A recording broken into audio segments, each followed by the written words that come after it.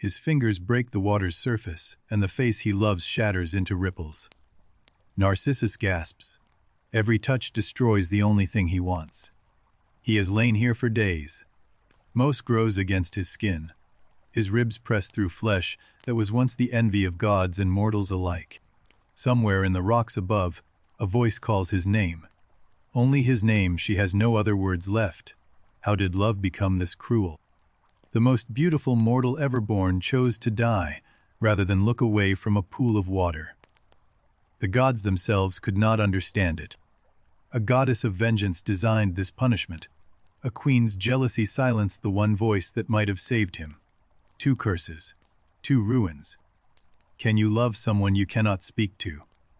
Can you love yourself and call it love at all? The Greeks asked these questions 3,000 years ago. Get comfortable now.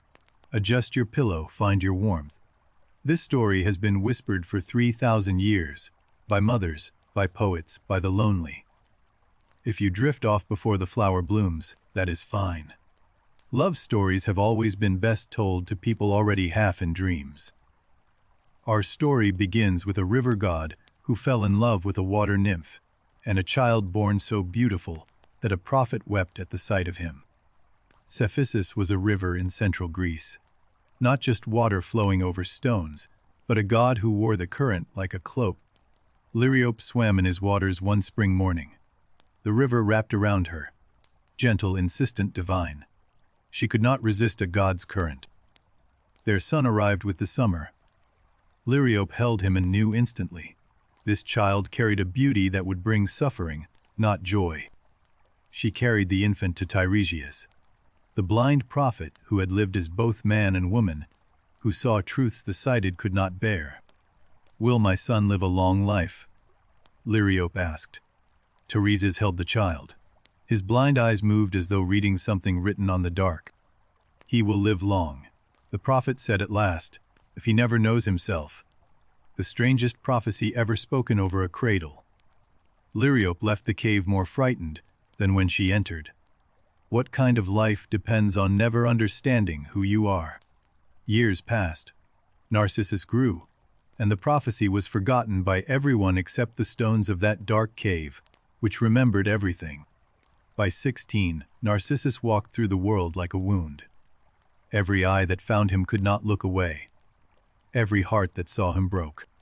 High on Mount Cithaeron, where pine trees claw the clouds and mist hides everything, a nymph named Echo owned the most dangerous gift. A perfect voice. She could talk the stars out of the sky. Other nymphs gathered close to hear her stories. Tales so vivid the air itself seemed to shimmer and change. Echo could mimic any sound. A hawk's cry, a river's murmur, the crack of thunder rolling between mountain peaks. Her voice was a living instrument. She served Artemis, goddess of the hunt. The silver-bowed goddess valued Echo above her other companions, not for her aim, but for her tongue. On hunting days, Echo kept morale high with jokes and songs. On resting days, she wove stories so intricate that hours vanished like morning dew. That voice made her fearless. She believed words could solve anything, charm any threat, delay any danger, talk her way past any wall. She was almost right. Zeus, king of the gods, had a habit older than the mountains. He loved mortal women and nymphs with equal appetite and equal carelessness. He visited Mount Cithaeron often. The nymphs there were beautiful, the forests were deep, and his wife Hera rarely climbed so high to check on him. Rarely was not never. Hera suspected. She always suspected. Jealousy had given her senses sharper than any hunting hound's. One morning Hera descended from Olympus toward Cithaeron. The mountain nymphs saw her coming. Golden light and cold fury splitting the clouds apart. Zeus was deep in conversation with 3 nymphs when the warning came. He needed time. He needed a distraction. He needed Echo. Echo stepped into Hera's path. She bowed low, then began to talk and talk and talk. She praised Hera's beauty, her wisdom, her magnificent rage. She described the sunrise they'd both just witnessed, so beautifully that Hera forgot for a moment why she had come. That moment was all Zeus needed. By the time Hera realized the trick, The meadow was empty. Flowers still warm from divine presence. Laughter still echoing between the trees. Hera turned slowly toward Echo. The nymph was still smiling. She had not yet learned how dangerous it is to outsmart a goddess. "You love your voice so much," Hera said. The words came quiet, the way earthquakes begin before the ground splits open. "Then let your voice be all you have. You will speak only what others have already spoken. Never first, never yours. Only theirs returned." The curse struck like a blade across the throat. Echo felt her words drain away. Not the sounds, but the power to begin them. Everything she was lived in that voice. She tried to beg. Her mouth formed the word, "please," but nothing came. Only silence, vast and permanent, filling the space where language had lived. Hera vanished in a column of gold. She did not look back. Gods rarely watch the full cost of what they do to those beneath them. The other nymphs found Echo sitting among pine needles, opening and closing her mouth like a fish dragged from water. They spoke to her. She could only send their words back. Days passed on the mountain. Echo wandered the forests alone, listening to birdsong she could not initiate, to conversations she could only borrow. She learned the cruelty of her punishment in small ways.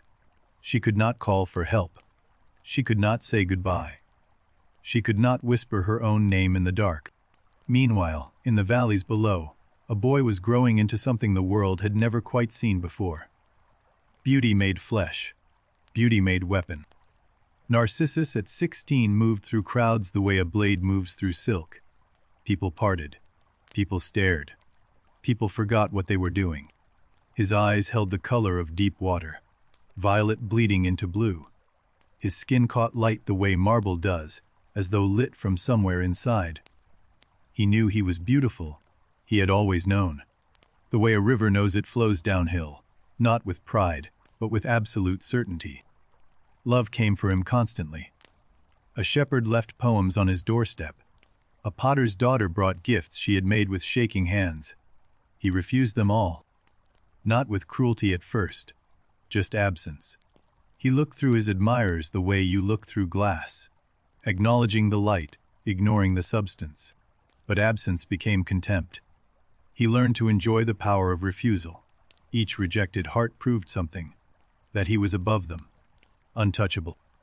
He hunted deer on the mountain slopes, running with companions who adored him, who laughed too loud at his silence and called it mystery. Among those companions walked a young man named Amenius, whose love for Narcissus burned quieter and longer than all the rest. Amenius had loved Narcissus for 2 years in silence before he found the courage to speak. 2 years of rehearsing words that would break him. He brought wildflowers. He brought wine.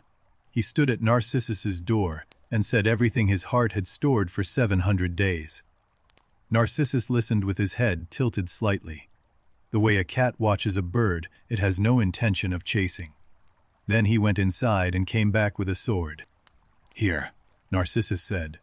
"If your love is so unbearable, use this." He placed the blade in Amenius's shaking hands and closed the door. Amenius stood on that doorstep until the sun crossed the sky and died behind the western hills. Then he lifted the sword. Not toward Narcissus, toward himself. With his last breath, Amenius called out, not to Narcissus, not to the gods of love, but to Nemesis, goddess of righteous vengeance. "Let him love," Amenius whispered into the stone. "Let him love as I have loved. Let him never possess what he desires most." Inside, Narcissus heard nothing. He slept perfectly as he always did. Beautiful and alone, dreaming whatever the heartless dream. Nemesis folded Amenius's prayer into her wings. She was patient. Vengeance works best when the condemned does not see it coming. The ancient Greeks who first shaped this tale lived in a world where beauty was divine, literally. A beautiful face meant the gods had touched you at birth, but divine gifts carried divine prices. The Greeks understood that what the gods give with one hand, they take with the other. Every blessing was a test.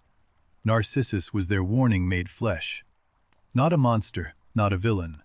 A mirror held up to anyone who has ever been destroyed by admiration. Echo was their other warning.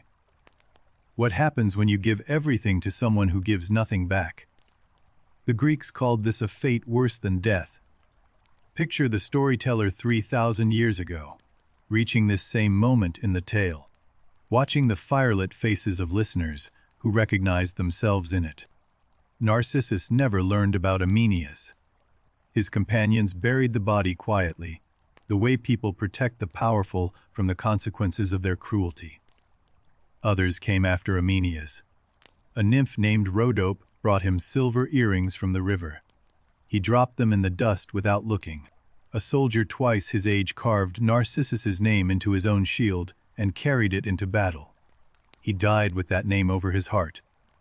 Narcissus never knew. Children whispered his name as a dare. Old women warned their daughters. Narcissus became less a person and more a force, an undertow dragging hearts beneath the surface. A twin pair of nymphs, sisters who shared everything.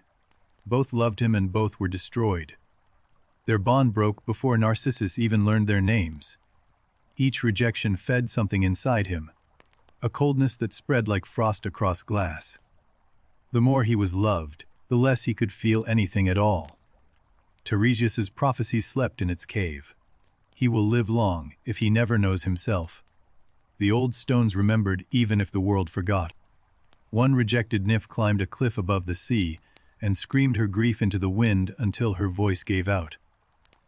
Then she kept screaming silently.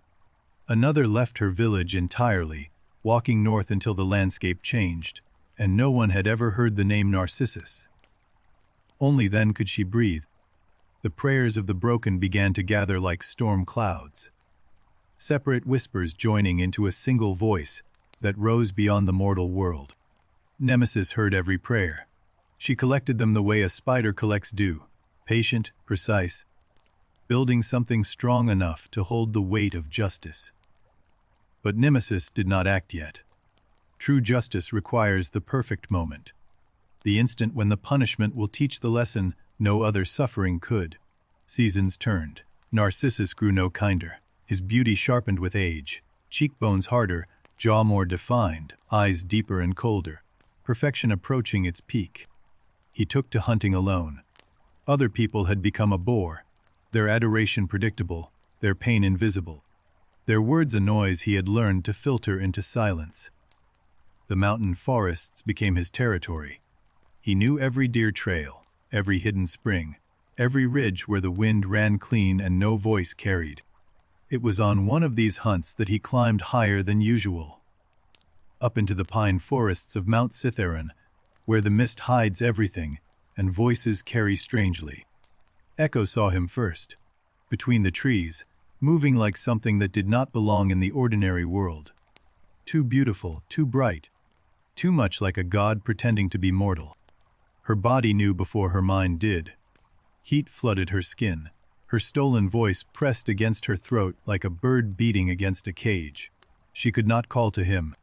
She followed him through the forest, silently, desperately, the way a shadow follows light, unable to lead, unable to let go, bound by something stronger than choice. Hours passed on the mountain. She learned his hunting rhythm, the pause before he threw, the way he tilted his head to listen, the grace that made violence look like dance. She wanted to say his name. She wanted to say anything. But Hera's curse held her tongue like an iron lock. First words were forbidden, only borrowed ones allowed. Then a branch cracked under her foot. Narcissus spun, spear raised, eyes searching the mist. "Who's there?" He called into the fog. "Who's there?" Echo's voice carried back. The same words, the same tone, but colored now with longing he could not have intended and she could not suppress. Narcissus lowered his spear. Curiosity replaced alarm. "Come to me," he called, the command of someone accustomed to being obeyed. "Come to me." Echo burst from the trees with arms open wide. Those 3 words finally permitting her to move, to reach, to offer everything. Narcissus saw her clearly for the first time. A mountain nymph, beautiful in the wild way of things that belong to the forest. He recoiled. "Don't touch me." The words hit her like stones. She stumbled, arms still reaching. the space between his rejection and her understanding stretching into eternity. "I would die before I let you touch me," he said it calmly. "The way you state a fact about weather." Then he walked away through the pines. Echo sank to the forest floor. The pine needles pressed into her knees. Above her the mountain wind moved through the branches, making all the sounds she could not. She tried to say his name, the name she had carried silently all day. Her mouth formed it perfectly. Only silence came. That night she did not return to the other nymphs. She found a cave in the mountainside and crawled inside. She would not come out the same. Inside the cave, Echo pressed her back against cold stone and waited for the pain to become something she could name. It refused. It only grew. Days blurred together in the mountain dark. She did not eat. Water dripped from the cave ceiling into her open palms, and sometimes she drank, and sometimes she did not care. The other nymphs came looking. They called her name at the cave mouth, and heard it return in her voice, thin and broken, a ghost of the word they had spoken. She would not come out. They left food at the entrance. Birds ate it, foxes ate it. Echo ate nothing. Grief does strange things to immortal bodies. Nymphs cannot die of heartbreak, but they can change. They can become less. Echo was becoming less. Her feet went first. She looked down one morning and saw stone where her toes had been, not turned to stone, but merged with it, as if she were sinking into the mountain. Her arms thinned until sunlight passed through them like water through lace. Her ribs became visible, then the wall behind them. She was disappearing from the outside in. The last solid thing was her voice.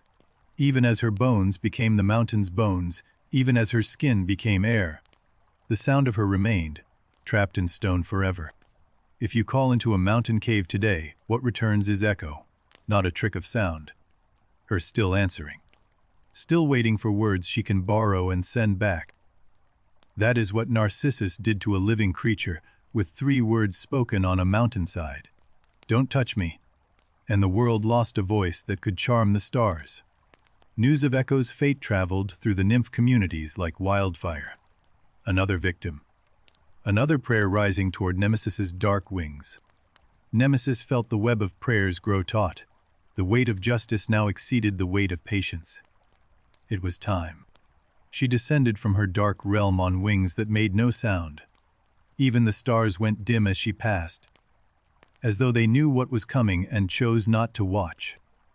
The punishment she chose was elegant in its cruelty. She would not harm Narcissus.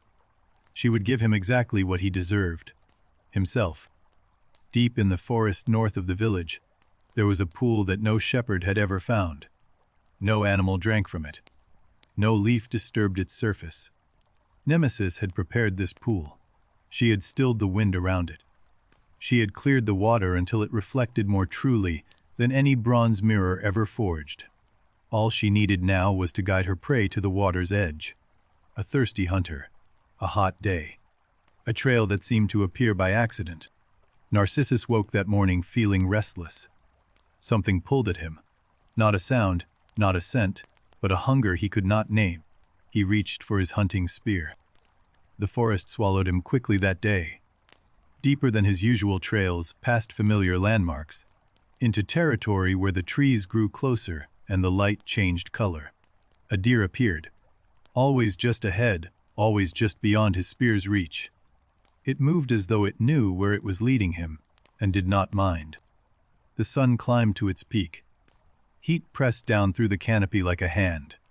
Sweat traced lines down Narcissus's neck, and his throat burned with thirst. The deer vanished. In its place, a clearing ringed with silver birch trees, and at its center a pool, so still it looked like a hole cut in the earth, revealing sky below. Narcissus dropped his spear at the pool's edge. He knelt. He cupped his hands and leaned forward to drink. And that is when Nemesis's trap closed. He forgot his thirst. He forgot the deer, the heat, the forest, the world. A face looked up at him from the water. The most beautiful thing he had ever seen. Dark curls framing a jawline carved by gods. Eyes the color of deep water at dusk.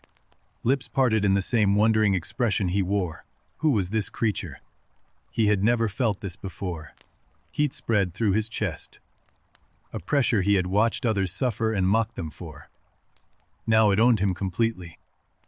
He reached toward the face. His fingertips touched the water.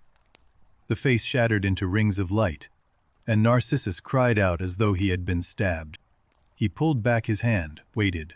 The ripples settled like a wound healing, and the face returned, perfect, patient, gazing up at him with love that mirrored his own. "Why do you torment me?" he whispered to the water. "When I reach for you, you flee. When I pull away, you return. What cruelty is this?" The reflection moved when he moved, smiled when he smiled, wept when he wept.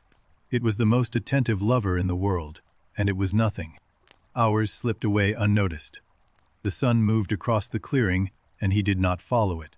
His world had contracted to a circle of water no wider than his outstretched arms. Twilight came with its cooler air, its insect songs, its permission to rest. Narcissus did not rest. He lay at the water's edge and watched the face fade in the dying light. Night took the face from him entirely. He lay in darkness beside the pool, one hand trailing in water he could no longer see, waiting for dawn like a man waiting for breath. Dawn returned the face to him, fresh, beautiful, unchanged, as though it had slept while he suffered, as though it knew nothing of his night of agony. He spoke to it. He told the face things he had never told anyone, not because they listened, but because this was the first time he wanted someone to hear. "I understand now," he said. "I understand what they all felt, this burning, this need. I called them weak for it. I was wrong." Nemesis watched from above. Her punishment was working perfectly. He felt everything now: love, longing, desperation, helplessness. Every emotion he had denied others. He tried kissing the water. His lips met cold surface, and the face dissolved beneath them. He pulled back gasping, as though the pool had stolen his breath. He tried embracing the water. He plunged his arms into the shoulders, grasping at the face below. But it broke and reformed around his hands like a taunt. The second day passed without food. His stomach clenched, but the hunger for the face overwhelmed every other need his body knew. A bird landed on his shoulder. He did not move. A beetle crossed his hand. He did not brush it away. The forest was beginning to treat him like part of the landscape. Night stole the face again. He wept in the darkness, not for himself, but for the beautiful creature trapped below the water who must also be suffering. He did not yet know. That terrible understanding had not arrived. The face in the water was not a stranger, not a nymph, not a god. It was him. He loved himself. On the third morning, he lifted his hand to push a curl from his forehead. The face below did the same. He tilted his head. The face tilted. He raised both hands. The face raised both hands. He opened his mouth. The face opened its mouth. Slowly, like watching a wall crack, the truth climbed toward him. "It's me." 2 words. The smallest sentence that ever destroyed a man. He saw himself and could not unsee. He loved himself and could not unlove. Tiresias's prophecy thundered across the years. He will live long if he never knows himself. Narcissus had finally met himself, and the meeting was fatal. He laughed, a broken, terrible sound that scattered the birds from the clearing. The cruelest joke in the history of the gods, and he was both the teller and the punchline. Knowing changed nothing. He still loved the face. Knowledge could not cure what Nemesis had planted in him. The curse was desire itself, and desire does not negotiate with reason. The ancient Greeks who shaped this moment understood something modern minds often forget. They believed love was not a choice. It was a force, like gravity or tide. To lose your voice, as Echo did, was to lose your identity. In Greek culture, speech made you human. Without words, you were closer to animal than person. Hera's curse was not just cruelty. It was erasure. She took from Echo the one thing that made a nymph more than a part of the landscape: the power to begin. Narcissus's curse mirrored Echo's with terrible symmetry. She could only receive words. He could only receive love from himself. Both were prisons built from absence. The storyteller by the ancient fire knew this. Every listener knew it too. Some loves are prisons, and the doors lock from the inside. Back at the pool, Narcissus tried to break free. He pressed his palms over his eyes and stumbled away from the water. 10 steps, then 9, then he was running back. He tried turning his back to the water. He lasted until his own shadow fell across the pool and he saw, even in shadow, the outline of that perfect face. He tore at his own face. If beauty was the curse, then destroying it should break the spell. His nails drew blood, and in the water, the beloved face bled too. "Don't," he cried to the water. "I hurt you." The irony escaped him, or perhaps it didn't. Perhaps by then he knew everything and could stop nothing. The blood dried. The scratches healed. His beauty returned unblemished, proving that even self-destruction could not free him. Nemesis's trap had no exit. He stopped fighting. Surrender came not with peace but with exhaustion. The same exhaustion a drowning man feels before he opens his mouth to the sea. He settled into a routine of madness. Talk to the face at dawn. Weep when he could not touch it. Wait through the darkness. Begin again. Meanwhile his body began the slow work of dying. Ribs pressed outward against skin that had once been envied by sculptors. His violet eyes sank deeper into their sockets. His hair lost its sheen first, dark curls becoming dull and brittle. Then the color left his lips. Then the warmth left his skin. He was becoming a ghost while still breathing. The reflection aged with him, but differently. In the water, the thinning face looked not ruined but refined. Starvation made the cheekbones sharper, the eyes more intense. A week passed. Flowers grew around his motionless body. His hunting companions searched for him and could not find the path Nemesis had hidden. Animals grew bold around him. A fox sat beside him for an hour, watching the same pool, seeing only water where Narcissus saw everything that mattered. Rain came one afternoon. Narcissus shielded the pool with his body, spreading himself over the water to protect the face from the drops that would destroy it. He lay there through the storm, soaked, shivering, coughing, a human umbrella for a reflection. This is what the god's justice looks like, total absurd. After the rain passed, he peeled himself from the water's surface and watched the face reassemble from the settling drops. Still there, still beautiful, still unreachable. His voice grew hoarse from speaking to water. The words he gave the face were the kindest he had ever spoken to anyone. And they vanished into the surface without reply. "I have so much to give you," he said one evening. "Why can't you receive it? Why does this thin sheet of water separate us like an ocean?" 10 days now since he had eaten. His body was consuming itself, muscle, then fat, then the reserves that sustain life, when life has been abandoned by its owner. His beauty was almost gone now, but not quite. Even wasting away, something luminous clung to him, the remnant of a gift that had destroyed its bearer. He began to hear things that were not there, or perhaps they were there, and only dying ears could receive them. A voice in the rocks, familiar, broken. What remained of her?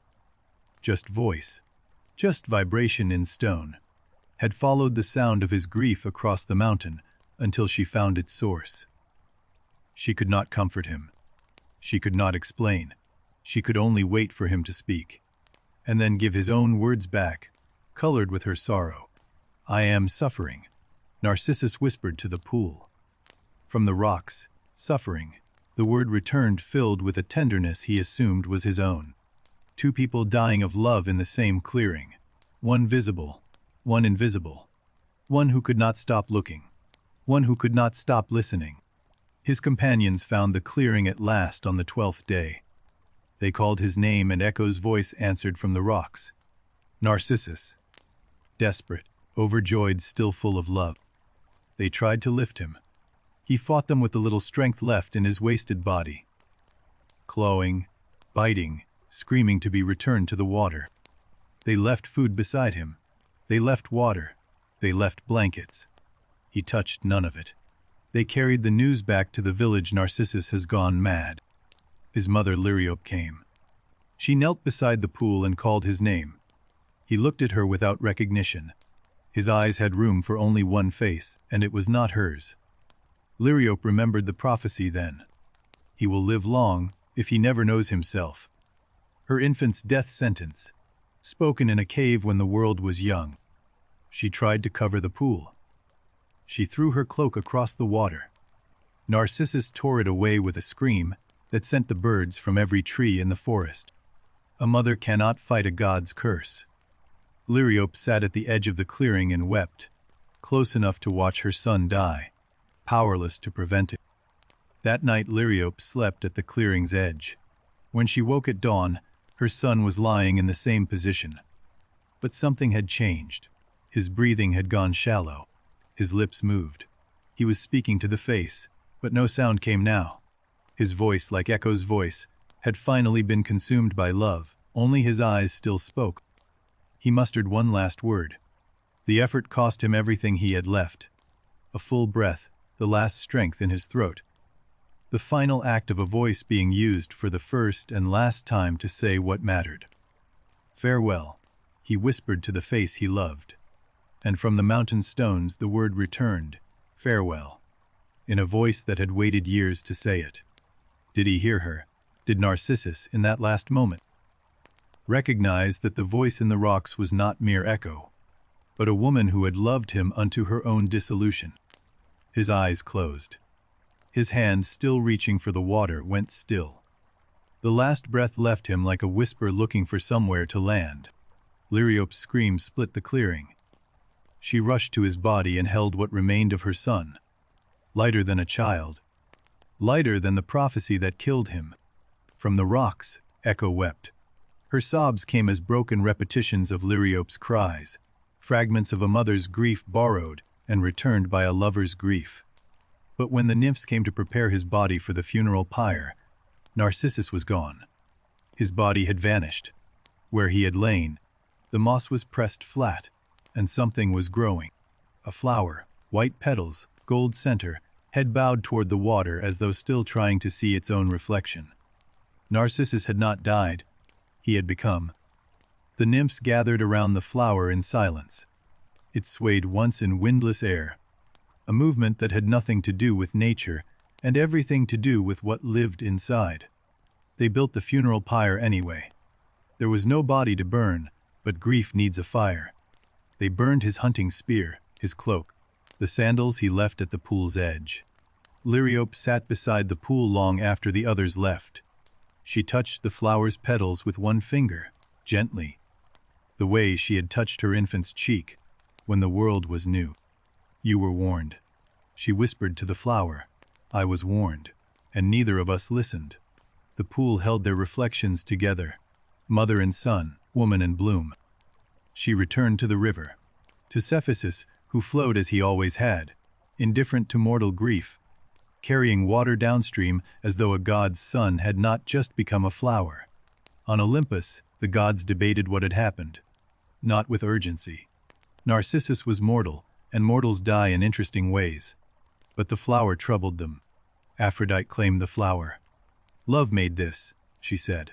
Love wasted and love denied, but love nonetheless. It belongs in my garden. Nemesis said nothing. She had accomplished what the prayers demanded. Justice was served. But watching the flower nod at the water's edge, even she felt the weight of what she had done. Hera watched from her throne and said nothing at all.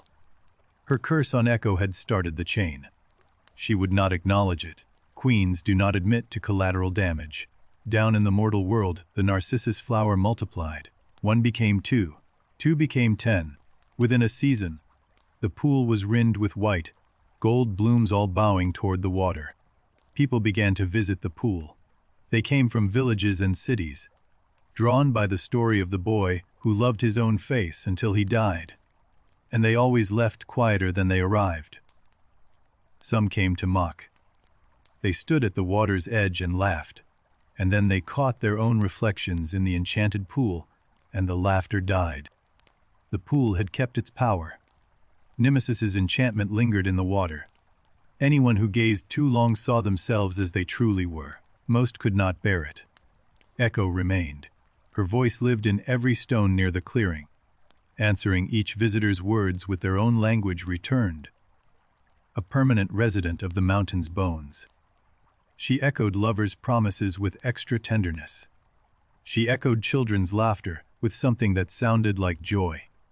She echoed grief with a depth that suggested she understood it from inside. But something else was happening in the wider world. The story of Echo and Narcissus was being told, and each telling changed it. Each mouth added a detail, lost another. Some tellers made Narcissus a villain. Some made him a victim. Some forgot Echo entirely, reducing her to a sound effect in the story of a beautiful boy. Echo heard every version that passed near her mountain.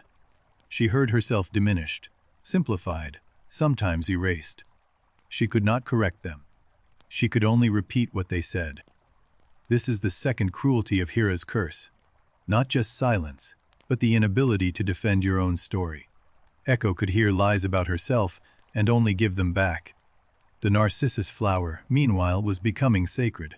Greeks planted it at graves, a reminder that beauty passes, that love survives in unexpected forms. They associated the flower with Persephone, the goddess who was picking Narcissus when the earth opened and Hades dragged her to the underworld, beauty as doorway to death. Narcissus the boy became Narcissus the symbol, his name detached from his story and attached to a warning. This is what happens when self-love swallows everything else. But symbols lose their nuance, the living, breathing boy who wept at a pool and begged a reflection to love him back. That Narcissus began to fade from memory. Years passed. The pool remained enchanted.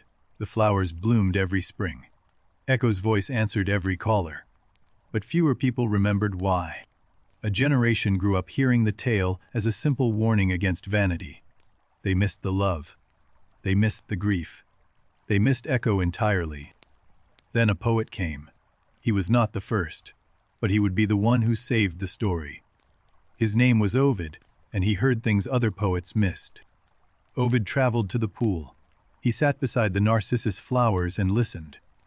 The mountain echoed his silence back to him, and in that echo, he heard her. He wrote Echo back into the story. He gave her grief its proper weight. He made sure that anyone who read his words would know. This was never just about a beautiful boy.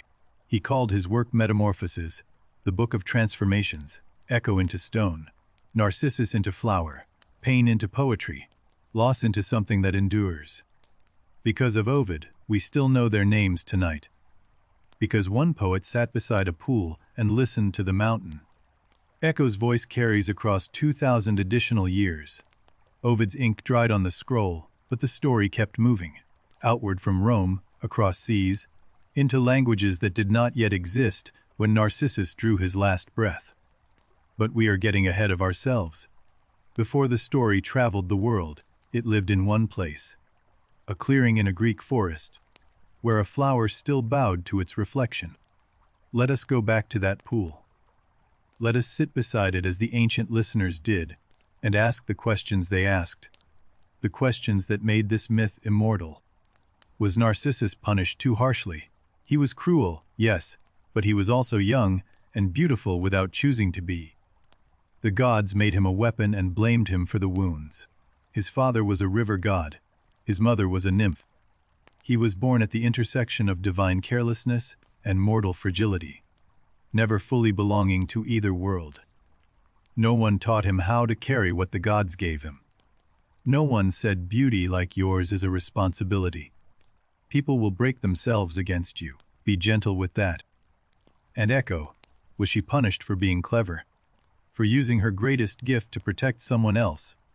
Hera cursed her for loyalty to the wrong cause. Zeus bore no punishment. The king of gods walked away from the mess he made, as kings often do, leaving the wreckage for smaller, less powerful beings to absorb. The Greeks understood this unfairness. They built it into the story deliberately. The gods are not just. The gods are powerful. Those are different things. Sleep draws closer now. You can feel it, that softening at the edges of thought, the way the world becomes less sharp and more kind. Let the story carry you. Think of Echo in her mountain. Not suffering now, just being. A voice in stone, answering whoever calls. She found a kind of peace in permanence, even if she did not choose it. Think of the flower nodding at the water. Is it still suffering? Or has it made peace with what it is?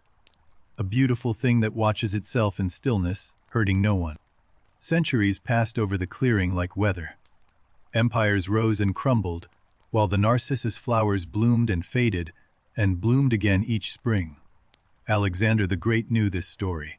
He carried it eastward with his armies, to Persia, to Egypt, to the edge of India. Narcissus bloomed in foreign soil. Roman senators whispered the name Narcissus as an insult. Don't be a Narcissus, meaning don't let self-regard devour your duty. The boy became a verb. Medieval monks copied Ovid's text by candlelight. Their quills shaped Echo's grief in Latin while snow fell on monastery walls, preserving pagan love and Christian silence. Renaissance painters rediscovered the image. Caravaggio painted Narcissus at the pool, dark, intimate. The boy and his reflection filling the entire canvas with doubled beauty. Each painter saw something different. Some painted vanity, some painted tragedy.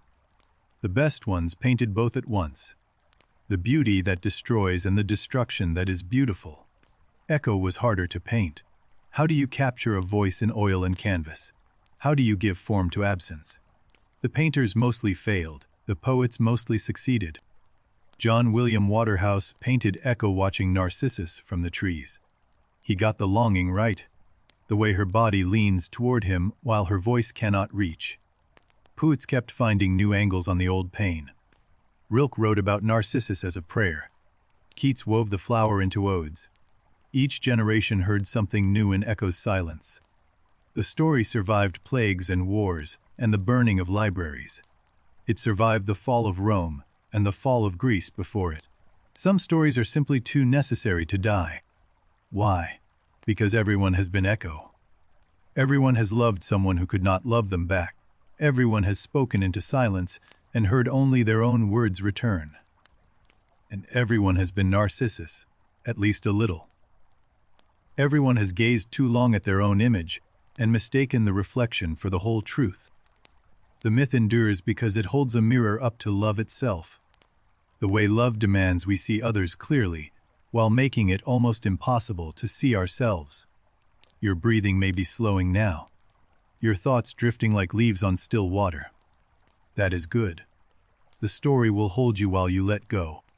Let us follow the story a little further, into the world that inherited it, into the centuries that carried Echo's voice and Narcissus's flower forward, changing them as all living things change. In the early 19th century, the Narcissus flower became fashionable in English gardens. Poets planted them along walking paths and watched them nod at the rain. Wordsworth wrote of daffodils, the narcissus by another name, dancing in the breeze beside a lake. The flower of self, love became the flower of simple joy. The Victorians used Narcissus in the language of flowers, sending blooms to say what words could not. A narcissus meant, you are beautiful and you don't know it. Strange that a flower born from fatal self, knowledge became a gift meaning innocent beauty. The story had completed a full revolution, from curse back to blessing. Echo, meanwhile, was becoming something else entirely. The word co entered every language, no longer a nymph's name, but a description of how sound behaves in enclosed spaces. We say, uko chamber, and forget there was a chamber, a cave on a Greek mountain where a real voice was trapped. We use her name without knowing we are speaking her curse. Sonar technology, the way submarines hear through water, is Echo at work. Ships navigate by sending sound and listening for it to come back changed. Echo guides sailors she never knew. Medical ultrasound uses Echo to see unborn children. A pregnant woman hears her baby's heartbeat for the first time, thanks to the same principle a cursed nymph embodied. A nymph who could only send back what she received. And her principle lets us see inside mountains, inside oceans, inside the body itself. Pain became understanding. And Narcissus. His name traveled an even stranger path. In the early 20th century, a doctor in Vienna picked up Ovid's book, and saw a diagnosis. Sigmund Freud named a condition after the boy, narcissism, the inability to love outward. The prison of the self turned inward forever, a clinical term born from a myth. Freud understood what the Greeks had dramatized, that self-obsession is not a choice. It is a cage. Narcissus did not choose to love himself. The curse chose him. The storytellers who first shaped Echo and Narcissus did not write their tales down. They sang them. At festivals, at funerals, at the long dinners the Greeks called symposia. Each singer changed the story slightly. Some made Narcissus older. Some gave Echo a sister. Some said the pool was created by Poseidon, not Nemesis. The myth breathed and shifted. When Ovid finally wrote it down around the year 8 of the Common Era, he chose one version from dozens. His Echo, his Narcissus, his pool. The others drifted away like smoke. Other versions survived in fragments. A Greek writer named Pausanias told a gentler tale. Narcissus had a twin sister who died, and he stared at his reflection searching for her face. Which version is true? All of them, none of them. Myths do not have original versions. They have first breaths, and every breath after changes the shape of the song. Back now to the version Ovid saved for us. The one you have been hearing tonight. The one where a nymph's love and a boy's curse braid together like roots beneath shared soil. In Ovid's telling, the pool never dried. Season after season, it held the reflection of a flower that held the soul of a boy. A mirror watching a mirror watching a mirror. The nymphs who had loved Narcissus tended the flowers. They watered them with tears at first, then with river water, then with simple care, grief softening into duty over time. Echo watched them all from the stones. She could not thank them. She could not tell them she understood their grief, because she shared it, but she echoed their songs more gently. Did the flower know it was loved? Did Narcissus, inside the green stem and white petals, feel the nymph's hands in the soil around his roots? The Greeks believed metamorphosis was not death, but translation. Narcissus had not ended. He had been rewritten in the language of petals and stem and root. Spring after spring, the flowers spread further from the pool, into the forest, down the mountain, across meadows, as though Narcissus, freed from one body, wanted to see everything. The flowers opened every morning and closed every evening, a daily rhythm of revelation and concealment. Narcissus showing his face to the sun, then hiding it from the dark. Bees visited the flowers and carried their pollen to other blooms. In this way Narcissus touched others at last, not with his hands, but with what his body had become. Rain collected in his petals and birds drank from them. Snow covered him in winter, and he slept beneath it. The elements held him the way no human ever could. And always, always, the echo in the mountain answered. Any sound that crossed the clearing came back changed, warmed by a presence no eye could see. Centuries layered over the clearing like sediment. The specific trees that Narcissus saw died and were replaced by their children, then by their grandchildren. The pool endured. Pilgrims stopped coming. The path grew over. The forest closed around the clearing like a fist, hiding it from the world that had moved on to newer stories. But the flowers kept blooming, and the echo kept answering. Even without an audience, the story continued to perform itself in a clearing no one visited. That is perhaps the most beautiful part of this myth, that it continues without us. The flower nods. The voice answers. Love persists in the clearing whether we witness it or not. Your eyes may be closing now. Let them. The pool is still there. The flowers are still bowing. Echo is still listening for words to send back. Everything is in its place. Let us drift now through the later centuries of this story. Gently, like the leaves that sometimes cross the pool's surface. Touching the reflection without disturbing it. In the 1920s, psychologist Havelock Ellis expanded Freud's work. He described a spectrum of self-regard, from healthy self-knowledge to the destructive fixation the myth warned against. The word narcissist entered common language. People used it carelessly, the way they use Echo's name without remembering the nymph. The myth became vocabulary. but some thinkers pushed deeper. The philosopher Gaston Bachelard wrote about the pool itself.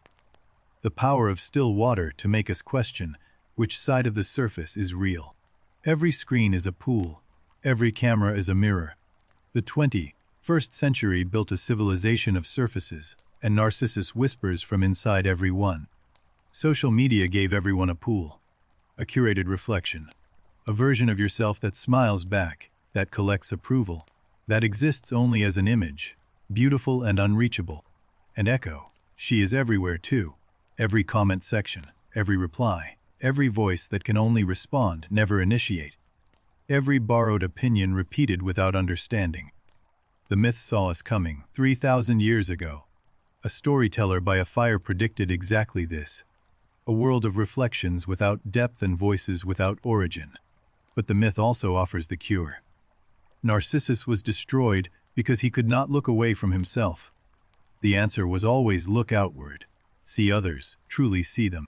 And Echo's cure: to find your own voice, not borrowed words, not repeated phrases, but the sound that belongs only to you.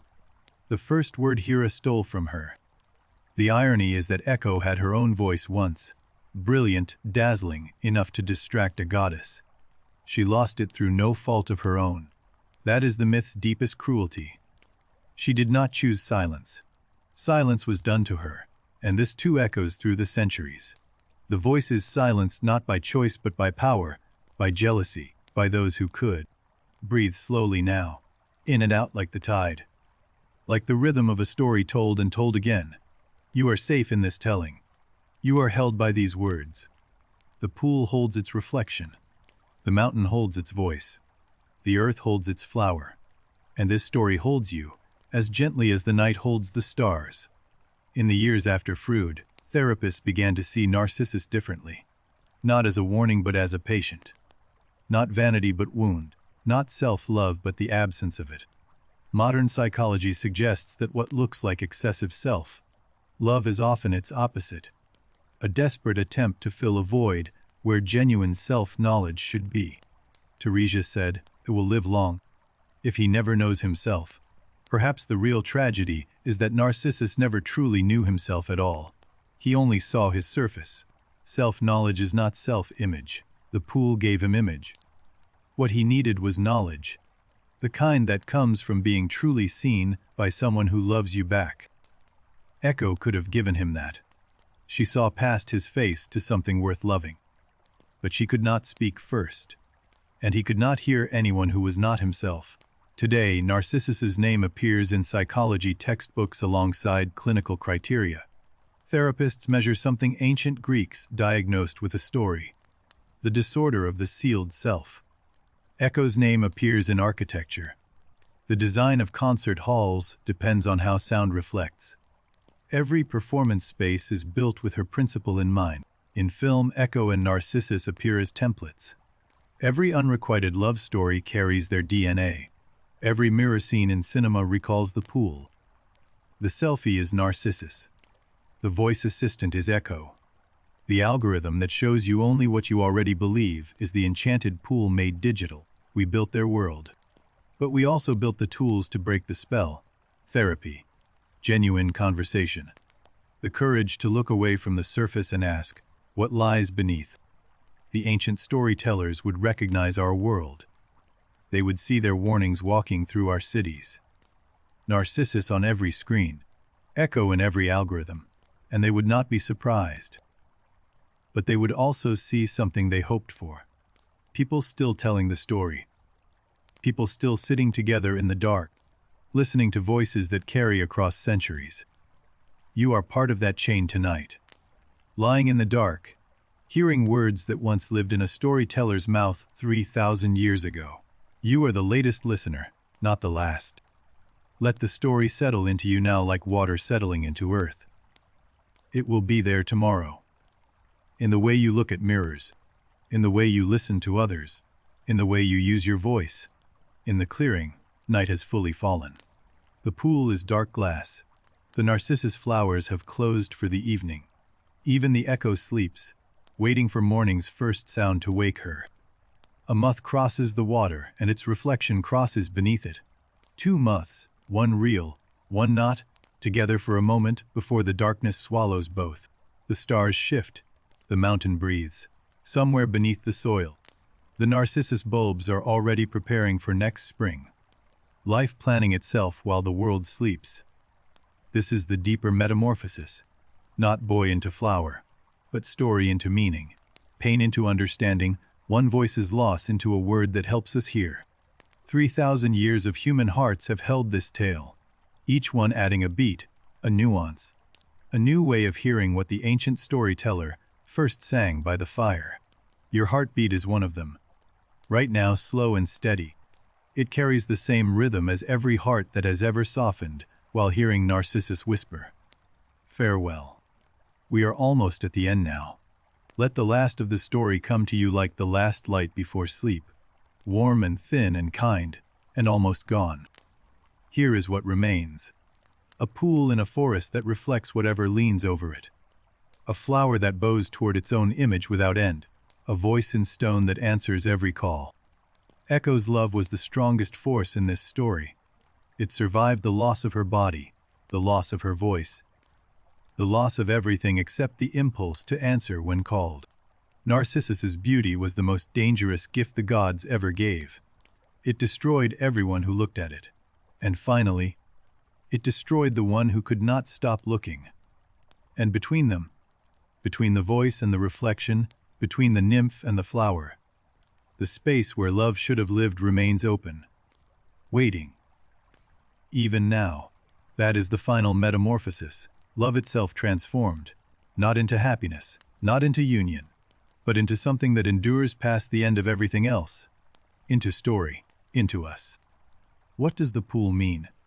Not the enchanted one Nemesis made, but the idea of it, the still surface that shows us only what we want to see. We all build pools. Relationships where we hear only agreement. Friendships that confirm what we already believe. Mirrors that show us our best angle and nothing else. The Greeks knew the danger of the unbroken surface. They valued debate, argument, the productive friction of minds that disagree. Calm water was suspect. Storms taught truth. Narcissus's real curse was not loving himself. It was the inability to see past himself. The pool showed him a face, never a world, a surface, never a depth. Echo's meaning runs deeper still. She is every love that gives without receiving, every devotion that outlasts the reason for it, every heart that keeps beating after the beloved is gone. She is also the voice of anyone who has been silenced, whose truth was taken, whose story was told by others, whose words were replaced by echoes of more powerful speakers. Together they form a single question the Greeks asked relentlessly: can you love what you cannot possess? And can you be loved by someone you cannot hear? The flower answers yes. Love survives its own impossibility. It becomes something else, smaller, quieter, but more enduring than the grand passion that created it. The echo answers yes. A voice stripped of everything except the impulse to respond is still a voice. Diminished is not destroyed. Reduced is not erased. Perhaps that is the myth's deepest comfort, that nothing truly ends. Bodies become flowers, voices become stone, pain becomes poetry, loss becomes the story you are hearing now. Echo's tragedy is the purer one. Narcissus at least loved something, even if it was only his own face. Echo loved outward freely, completely, and received nothing. And yet her love survived. Past the loss of her body, past the loss of her name as anything but a phenomenon, past the loss of her story in lesser tellings, she endured. There is a bravery in loving without hope. The Greeks honored it even as they mourned it. To give yourself knowing you will not be caught, that requires a courage the gods envy. Narcissus found courage too, at the very end. Knowing the face was his own and loving it anyway. Staying at the pool when leaving meant life. Choosing the beautiful impossible over the ugly possible. Both of them chose love over survival. Echo faded rather than stopped loving. Narcissus starved rather than stopped looking. The myth does not judge them for this, neither should we. The water is still tonight. The flower is sleeping. The mountain holds its silence gently, the way you hold a breath before letting go. Almost there now, almost asleep. Love is the oldest metamorphosis. It changes us into things we were not. Braver, more foolish, more generous, more broken. It makes us flowers.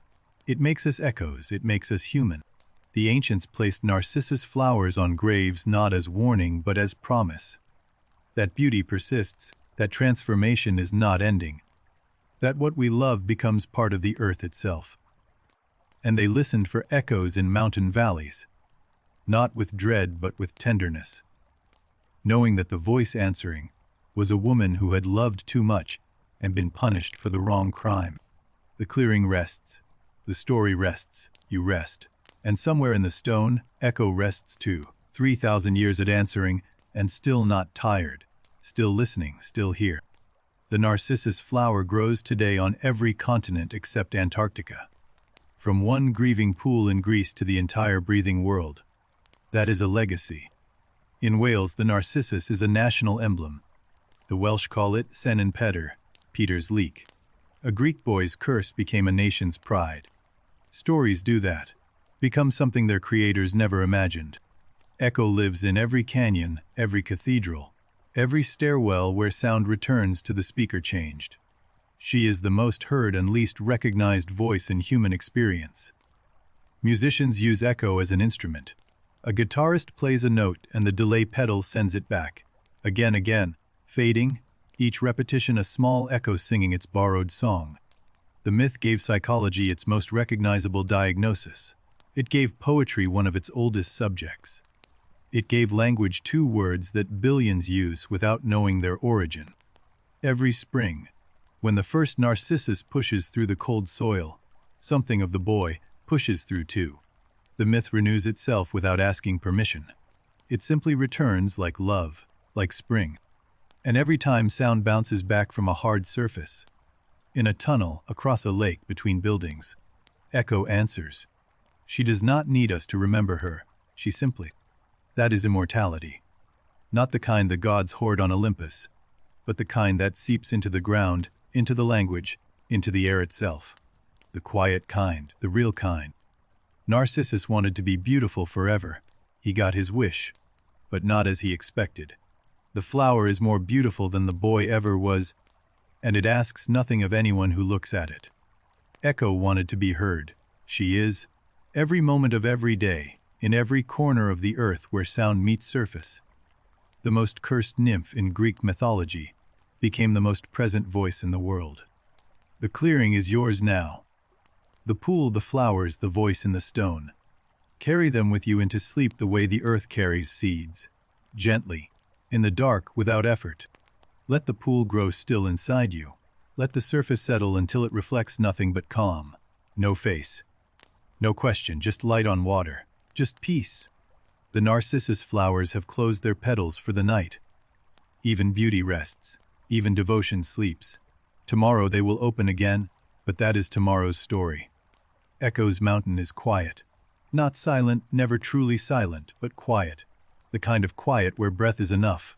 Where heartbeat is music. Where the world hums below hearing. Stars turn above the clearing.